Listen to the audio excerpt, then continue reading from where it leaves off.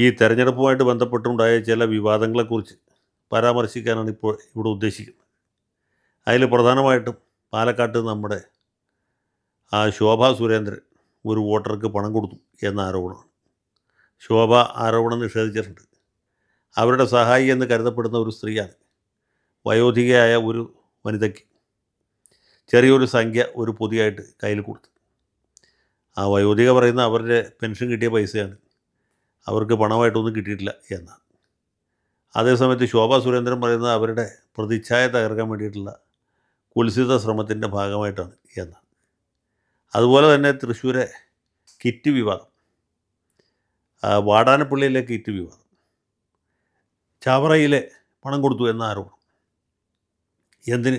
തലസ്ഥാന നഗരിയിൽ കഴക്കൂട്ടം മണ്ഡലത്തിൽ BJPയും അതേസമയത്ത് CPMഉം പണം വിതരണം ചെയ്തു എന്നാണ് കോൺഗ്രസ് സ്ഥാനാർത്ഥി ആരോപിക്കുന്നത്. ഇതൊക്കെ കേട്ടാൽ നമുക്ക് തോന്നും ഇത് കേരള ചരിത്രത്തിൽ ആദ്യത്തെ സംഭവമാണ്. ഇതുവരെയുള്ള എല്ലാ തെരഞ്ഞെടുപ്പുകളും വളരെ നീതിയുക്തമായിട്ടാണ്, നിഷ്പക്ഷമായിട്ടാണ്, മാന്യമായിട്ടാണ്, മംഗളകരമായിട്ടാണ് നടത്തുന്നത് എന്ന്. അത് ഒരിക്കലും ശരിയല്ല. ഏത് കാലത്തും തെരഞ്ഞെടുപ്പിൽ ഇതുപോലുള്ള സ്വാധീനം ഉണ്ടായിരുന്നു. വലതുപക്ഷ പാർട്ടികൾ, പ്രത്യേകിച്ച് കോൺഗ്രസ്, ഈ തെരഞ്ഞെടുപ്പിന് പണം കൊടുക്കുന്നത് ഒരു കലയായിട്ട് അല്ലെങ്കിൽ ഒരു പ്രധാന സങ്കേതമായിട്ട് വളർത്തിയെടുത്തിരുന്നു എന്നുള്ളത് സത്യമാണ്. ഇപ്പോഴും അത് സത്യമാണ്. ഇപ്പോൾ പിന്നെ ജനങ്ങൾക്ക് പഴയ പോലെ ദാരിദ്ര്യം ഇല്ലാത്തതുകൊണ്ട് 1000 രൂപയോ 2000 രൂപയൊന്നും കൊടുത്തിട്ട് ഒരു കാര്യമില്ല. അതൊന്നും തീരെ ഏൽക്കാതെ. അതുകൊണ്ടാണ് ഈ തെരഞ്ഞെടുപ്പ് അടുക്കുന്ന സമയത്ത് ക്ഷേമ പെൻഷൻ കൂട്ടിക്കൊടുക്കുന്നത്, അല്ലെങ്കിൽ സർക്കാർ ഉദ്യോഗസ്ഥന്മാരുടെ ശമ്പളം പരിഷ്കരിക്കുന്നത്, മറ്റു തരത്തിലുള്ള സൗകര്യങ്ങൾ ചെയ്തു കൊടുക്കുന്നത്. ഇപ്പോൾ കഴിഞ്ഞ പൊതു തെരഞ്ഞെടുപ്പിന് മുമ്പായിട്ട് നമ്മുടെ നാട്ടിൽ വ്യാപകമായിട്ട് കിറ്റ് വിതരണം ചെയ്ത് ഓർമ്മയില്ല. ആ കിറ്റ് വിതരണം ഒരു തരത്തിലുള്ള തെരഞ്ഞെടുപ്പ് അഴിമതി തന്നെയാണ്. അഴിമതിയുടെ നിർവചനത്തിൽ ഇത് വരികയില്ല എന്ന് മാത്രമേ ഉള്ളൂ. അല്ലെങ്കിൽ ചില MLA മാരെ കണ്ടിട്ടില്ല, അവർ തെരഞ്ഞെടുപ്പ് സമയത്ത് മാത്രമല്ല, തെരഞ്ഞെടുപ്പൊന്നും ഇല്ലാത്ത സാധാരണ സമയത്തും വോട്ടർമാർക്ക് സാമ്പത്തിക സഹായങ്ങൾ ചെയ്യും. ഇപ്പോൾ കളമശ്ശേരിയെ ദീർഘകാലം പ്രതികരിച്ച യശസ്വരീരനായ VK ഇബ്രാഹിം കുഞ്ഞാണ് ഇതിൻ്റെ ഏറ്റവും നല്ല ഉദാഹരണം. അദ്ദേഹത്തെ കാണാൻ വരുന്നവർക്ക് മാത്രമല്ല, അദ്ദേഹം കാണാൻ ചെല്ലുന്നവർക്കും പൈസ കൊടുക്കുമായിരുന്നു. കല്യാണത്തിന്, അടിയന്തരത്തിന്, മരണ വീടുകളിലൊക്കെ ഇദ്ദേഹത്തിൻ്റെ സാമ്പത്തിക സഹായം കൃത്യമായി കിട്ടും. അത് ലീഗുകാർക്ക് മാത്രമല്ല, കോൺഗ്രസ്സുകാർക്ക് മാത്രമല്ല, CPMകാർക്കും BJPക്കാർക്കും, പ്രത്യേകിച്ച് രാഷ്ട്രീയമൊന്നും ഇല്ലാത്തവർക്കും ഈ സാമ്പത്തിക സഹായം പുള്ളി ചെയ്യുമായിരുന്നു. അത് തെരഞ്ഞെടുപ്പ് അഴിമതിയാണോ എന്ന് ചോദിച്ചാൽ അല്ല. എന്നാൽ വെറും ദീനാനുകമ്പയാണോ എന്ന് ചോദിച്ചാൽ അതുമല്ല. ഇത് രണ്ടും കൂടി ചേർന്ന ഒരു സംഗതിയാണ്. അതാണ് ശാസ്ത്രീയമായിട്ടുള്ള മാർഗം. അതുപോലെ ചവറയിലെ വിജയൻപിള്ളയും ഏതാണ്ട് ഇതുപോലെ. മറ്റ് പല ആളുകളും ഇങ്ങനെ ചെയ്യുന്നവരുണ്ട്. ഞാനിപ്പോൾ പേര് എണ്ണി പറയാൻ ആഗ്രഹിക്കുന്നില്ല. ഇനി വേറൊരു ഉദാഹരണം പറയാം. നമ്മൾ പൊന്നാനിയിൽ മത്സരിക്കുന്ന കോൺഗ്രസ് സ്ഥാനാർത്ഥിയുണ്ടല്ലോ, അദ്ദേഹം ഇതേ പരിപാടി ഇങ്ങനെയല്ല, വേറെ രീതിയിൽ തെരഞ്ഞെടുപ്പിന് മുമ്പ് പഞ്ചായത്ത് തെരഞ്ഞെടുപ്പ് നടക്കുമ്പോൾ അവിടെ മത്സരിക്കുന്ന കോൺഗ്രസ് സ്ഥാനാർത്ഥികൾക്കൊക്കെ അത്യാവശ്യം സാമ്പത്തിക സഹായം ചെയ്യും. അത് കിട്ടിയവർക്കൊക്കെ ഒരു നന്ദി ഉണ്ടാവും, ഓർമ്മയുണ്ടാവും എന്നാണ് അദ്ദേഹത്തിൻ്റെ വിശ്വാസം. അവരൊക്കെ ഈ അസംബ്ലി തെരഞ്ഞെടുപ്പ് വരുമ്പോൾ ഇദ്ദേഹത്തിന് വേണ്ടി ആത്മാർത്ഥമായിട്ട് പ്രവർത്തിക്കും. ഇത് തെരഞ്ഞെടുപ്പ് അഴിമതിയാണോ? അല്ല. അപ്പോൾ ഇങ്ങനെയൊക്കെയുള്ള പല കലാപരിപാടികളും കാലാകാലങ്ങളിൽ രാഷ്ട്രീയ പാർട്ടികൾ പയറ്റിക്കൊണ്ടിരിക്കുന്നതാണ്. തെരഞ്ഞെടുപ്പ് അഴിമതിയുടെ നിർവചനത്തിൽ വരുമോ എന്ന് ചോദിച്ചാൽ പലപ്പോഴും വന്നൊന്നും വരില്ല. പക്ഷേ യഥാർത്ഥത്തിൽ ഇത് മറ്റൊരു തരത്തിലുള്ള വോട്ടർമാരെ സ്വാധീനിക്കലാണ്. അതല്ലെന്ന് ആർക്കും പറയാൻ പറ്റുകയില്ല. ഇനി പറയാം, ഇതൊന്നുമല്ല ശരിക്കുള്ള തെരഞ്ഞെടുപ്പ് ഉത്തേജനം എന്ന് പറയുന്നത് ലിക്കറാണ്, അതായത് മദ്യം.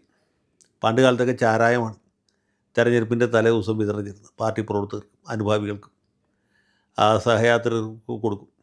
എനിക്ക് ഇപ്പോഴും ഓർമ്മയുണ്ട് 1977 തെരഞ്ഞെടുപ്പിൽ 1977 തെരഞ്ഞെടുപ്പിൽ പോലും ഞങ്ങളുടെ ആലുവ താലൂക്കിലെ പ്രസിദ്ധനായ ഒരു അബ്കാരി കോൺട്രാക്ടറുടെ ലോറി, ജീപ്പല്ല, ലോറി CPMൻ്റെ കൊടി കെട്ടി ആണ് ഓടിയത്. കൊടി കെട്ടിയ ലോറി. ആ കോൺട്രാക്ടറുടെ പേര് നെടുനീളത്തിൽ ലോറിയുടെ മുകളിൽ എഴുതിയിട്ടുണ്ട്. ഇത് കള്ള് കൊണ്ടുപോകാൻ, ചാരായം കൊണ്ടുപോകാൻ വേണ്ടി ഉപയോഗിക്കുന്ന ലോറിയാണ്. വേറെ യാതൊരു ആവശ്യവും ഇത് ഉപയോഗിച്ചിരുന്നില്ല. ആ വണ്ടിയിൽ അരിവാൾ ചുറ്റിക നക്ഷത്രം ആലേഖനം ചെയ്ത ചുവന്ന കൊടി കെട്ടിപ്പോയിരുന്നു. ഇത് കൊടി കെട്ടിയവനും ചാരായ തൊഴിലാളി ആയതുകൊണ്ടാണോ എന്തോ ഈ കൊടിയിൽ അരിവാൾ ചുറ്റിക നക്ഷത്ര അടയാളം തല തിരിച്ചാണ് രേഖപ്പെടുത്തിയിരുന്നത്. ഞാനിപ്പോഴും ഓർക്കുന്നുണ്ട്. ഓർമ്മയിൽ കാണുന്ന എൻ്റെ മനസ്സിൽ ഇപ്പോഴും ഈ മായാതെ നിൽക്കുന്ന ഒരു ഓർമ്മ ചിത്രമാണ്. അപ്പോൾ ഇത് ഏത് കാലത്തുമുള്ള കാര്യമാണ്, ഇപ്പോൾ പുതുതായിട്ട് ഏതെങ്കിലും പാർട്ടി തുടങ്ങിയതല്ല. കാരണം ഈ ലിക്കർ വിതരണം ചെയ്യാതെ ഒരിക്കലും തിരഞ്ഞെടുപ്പ് ഊർജ്ജസ്വലമാകുകയില്ല എന്നുള്ളതാണ് വസ്തുത.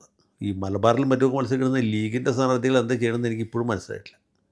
ഞാൻ പറഞ്ഞ ഈ മധ്യ കേരളത്തിലെ കാര്യമാണ്. മധ്യ കേരളം പൊതുവേ മധ്യ കേരളവും കൂടിയാണ്. മദ്യമില്ലാതെ ഇവിടെ യാതൊരു പ്രസ്ഥാനവും വിജയിക്കുകയില്ല എന്നുള്ളതാണ് വസ്തുത.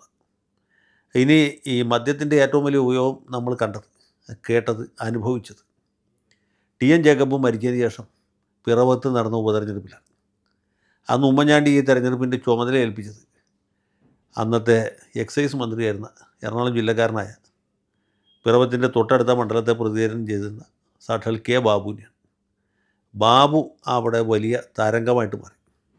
ബാബു എന്ന് പറയുന്നത് കെ ബാബു എന്ന് പറഞ്ഞ രാഷ്ട്രീയ നേതാവ് മാത്രമല്ല, ഫോറിൻ ലിക്കർ കൂടിയാണ്.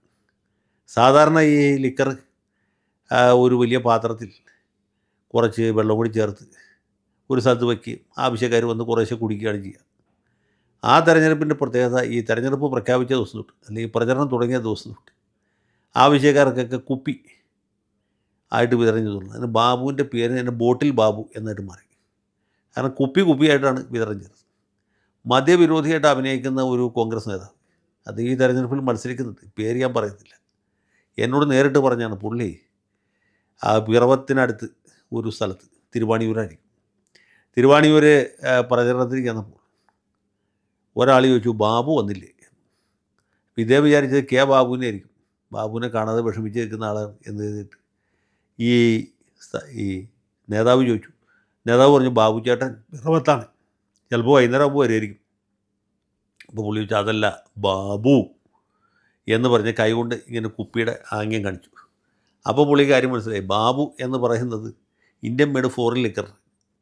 അപ്പോൾ പുള്ളി എനിക്കറിയില്ല കേട്ടോ, അത് മിക്കവാറും വൈകാതെ കിട്ടും എന്ന് പറഞ്ഞ് അദ്ദേഹം തടി സലാമത്താക്കി എന്നാണ് പറഞ്ഞത്.